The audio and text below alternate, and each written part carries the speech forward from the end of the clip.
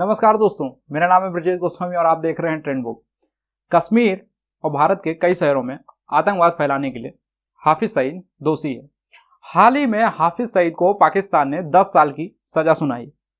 लेकिन ऐसा नहीं है कि पाकिस्तान ने खुद से ये पहल की, बल्कि पाकिस्तान तो ऐसे लोगों को सपोर्ट करता है। पाकिस्तानी आर्मी की वेबसाइट पर जाने पर जो पहला सीन दिखता है उसमें पाकिस्तानी आर्मी लिखती है कि अल्लाह का डर, जिहाद, अल्लाह के लिए लड़ो।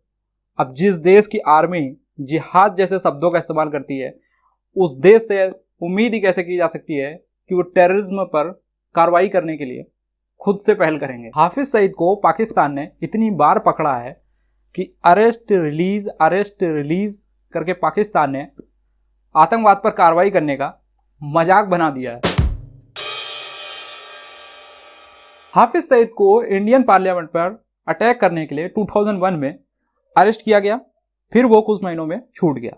इसके बाद 2006 में मुंबई की एक लोकल ट्रेन में ब्लास्ट हुआ और इसमें 150 लोग मारे गए।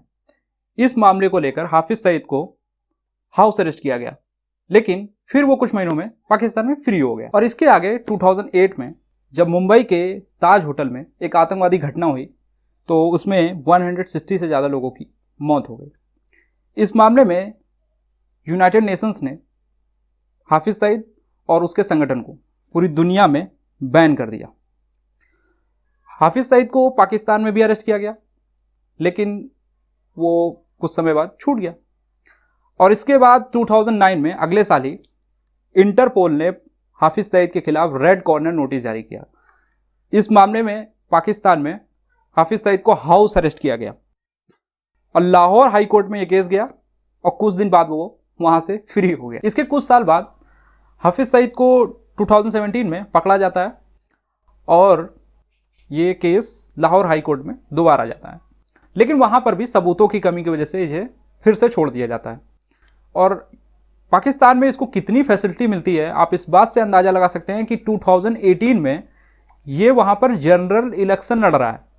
हालांकि इसकी पार्टी और ये एक भी सीट जीत नहीं पाए थे। तो पाकिस्तान में इंटरनेशनल आतंकवादियों की खूब खातिरदारी होती है।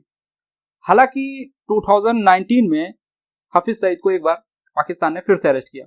इस बार इंटरनेशनल प्रेशर काफी ज्यादा था, क्योंकि अब ये माना जाने लगा था कि पाकिस्तान आतंकवादियों पर जो है कि कार्रवाई नहीं करना चाहता है, उनको सजा नहीं देना चाहता है। तो इस साल फरवरी में पाकिस्तान ने हाफिज सईद को 11 साल की सजा सुनाई। ये जेल की सजा थी। और फिर आगे जाके नवंबर में पाकिस्तान ने हाफिज सईद को 10 साल की सजा 2 और केसेस में सुनाई। तो पाकिस्तान का बुरा वक्त तो चल रहा था, लेकिन पाकिस्तान का जो बैड लक है वो 2018 से ही शुरू हो गया था। इससे पहले मैं आपको पाकिस्तान के बैड लक के बारे में बताऊं, आइए जानते हैं यूएन और FATF के बारे में। तो यूएन जो है वो 1945 में बना और 193 कंट्रीज इसके मेंबर हैं। यूएन अगर किसी पर बैन लगाता है, जैसे इस केस में हाफिज सईद पर लगा है, तो इसका मतलब ये होता है कि सारी कंट्रीज मिलके हाफिज सईद की संपत्ति को जब्त करेंगी और उसके ट्रैवल पर बैन लगाएंगी, और अगर हथियारों का सप्लाई हो रहा है तो उसे भी रोकेंगी। तो यूएन का जो काम है वो पूरी दुनिया में शांति और सुरक्षा को बनाए रखना है। और FATF यानी फाइनेंशियल एक्शन टास्क फोर्स, इसको जो है 1989 में बनाया गया।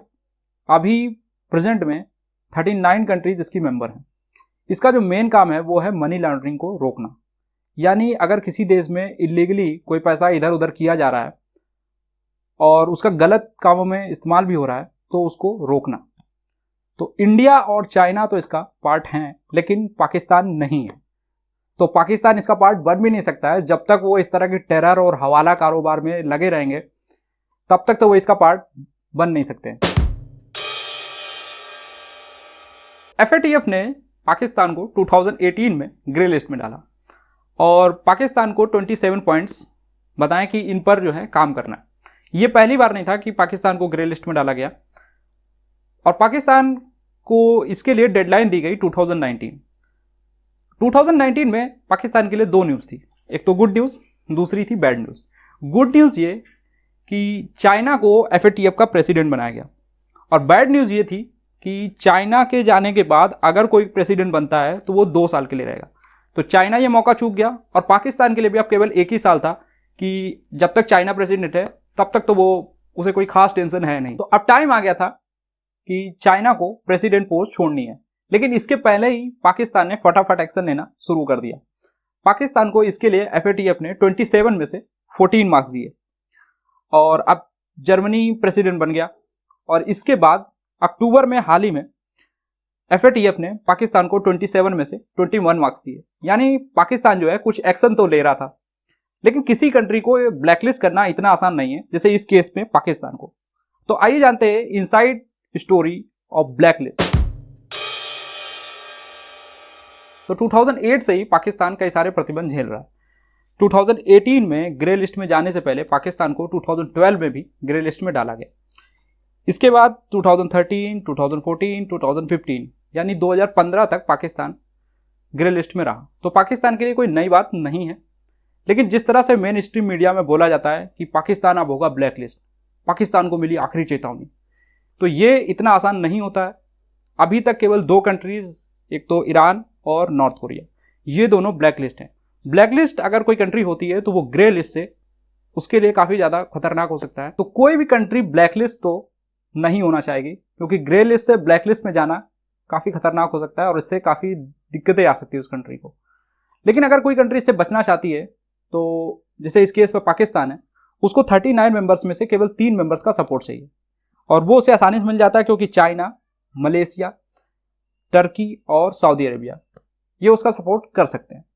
तो पाकिस्तान इससे बच तो सकता है, लेकिन अगर किसी केस में पाकिस्तान को ब्लैकलिस्ट किया जाता है तो ये पाकिस्तान के लिए अच्छा नहीं होगा, क्योंकि कई बार किसी कंट्री को हजारों करोड़ों रुपए की जरूरत पड़ती है। कई बार बड़े बड़े प्रोजेक्ट जो होते हैं किसी कंट्री में चल रहे होते हैं तो उसके लिए पैसे की जरूरत पड़ती है, तो उसके लिए IMF, वर्ल्ड बैंक और ऐसे सोर्सेज से रुपए की जरूरत पड़ती है, यानी लोन लेना पड़ता है।